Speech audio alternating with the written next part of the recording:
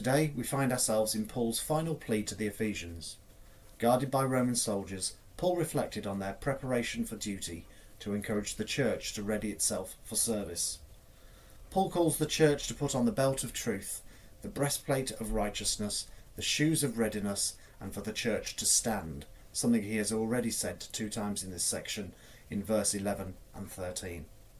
When a Jewish scholar tells us to do something 3 times, we should take note. Repetition in Hebrew and rabbinic writing is about emphasizing something important.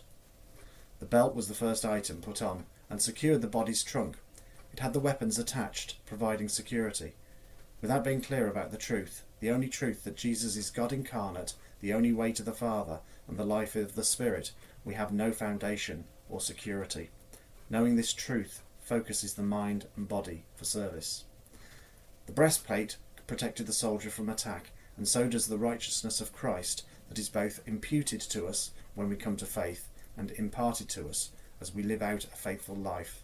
Just as the breastplate was one of the most visible parts of Roman armour, so Christ's righteousness upon us ought to be visible to others in how we live our lives. With sandals on their feet, Roman soldiers were ready to travel anywhere their commanders sent them, protected from the roughness of the terrain and able to travel far quickly. The gospel of peace protects us from the roughness of the road of life and enables us to go wherever God sends us in haste. We need just to be immersed in the gospel to be ready to go and serve him. However, the Roman soldiers with Paul, whilst dressed and ready for battle, stood. Paul instructs the church to stand firm against the devil's schemes. We face many distractions and temptations, but the call is to remain resolute against such things and keep our eyes fixed upon Christ. Furthermore, wearing the full spiritual armour provided by God, we are taught to wait patiently upon his call, prayerfully watching out for him and work as he instructs for the building of his kingdom and his glory.